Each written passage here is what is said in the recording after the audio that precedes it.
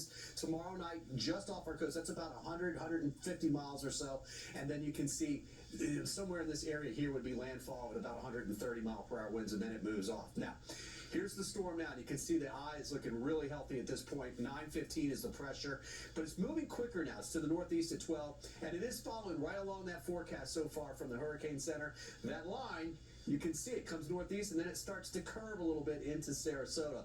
This will change. But I'm showing you this because this was up here, and that was really bad for Tampa. Now it's down here. It's really bad for central and southern Sarasota, Siesta Key, Pasco, Mike up in Hudson right there. That's a lot better. When we had Helene went like this, and it was throwing water for everybody all the way up the coast. It's not quite the situation now because we have a landfalling storm.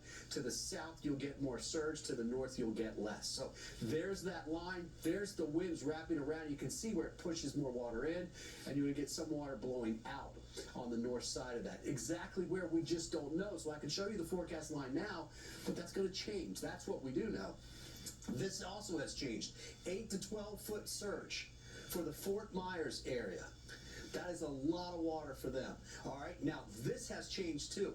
9 to 13 for Tampa Bay and Pinellas County. That was 10 to 15, but we saw 5 to 8 for Helene. All right, so let's hope that number comes down. This number probably won't. 10 to 15, that's basically Siesta Key all the way down through Venice and through Vamo. And then you get up into Pasco County. We're now at 5 to 8. Just north of there, you got the Weeki Wachee, and northward we're at 2 to 4. So you see much less surge. I mean, look, we had most of our highest surge up for Crystal River during Helene. That's not going to be the case. Timing of the wind. Here we go. This is 2 o'clock tomorrow. Starting to see those tropical storm force winds move in, so it's in the afternoon. By 6, 7, 8 o'clock, we've got 55, 60 mile per hour winds, hurricane force winds coming on shore, Manatee, Sarasota, southern Pinellas. 10, 11, 12 tomorrow night, Wednesday night into the Thursday morning, and then watch this swath from Tampa down through almost DeSoto County, all of Polk County by 6 in the morning on Thursday, and then over to the East Coast. This is 11 a.m. Thursday. Things really quieting down 2 p.m. on Thursday afternoon. So this swath right in here will see the most wind. We have not seen a storm here for a long time with those numbers. 110 mile per hour winds are possible. That's where you're going to get most of your power outages. That's where you're going to have most of your problems. And last but not least, and this is going to be a big deal. We haven't talked a whole lot about it. That area right there, Tampa northward, will get a ton of rain, and you're going to get it in a short amount of time, and you're going to get it over several hours. Heavy rainfall, right? That's going to cause some flash flooding. And for more on that, let's bring in meteorologist Colleen Campbell. Colleen? Thanks, Seth. So the excessive rainfall outlook, it's really important you pay attention to the areas that are north of the center of that storm. 8 to 12 inches, possibly even 18 inches in some localized area. Highlighted in the fuchsia color here, those are areas that you have to watch, those small local waterways for potential flooding. That is the highest risk that you see highlighted there. And moving upward from that, 6 inches to 10 inches for areas around the Big Bend, for the Nature Coast and extending into the Big Bend. So this will also be a big rainfall event for some folks. We already have some flood warnings that are starting to spring up, like places like the Peace River, Althea.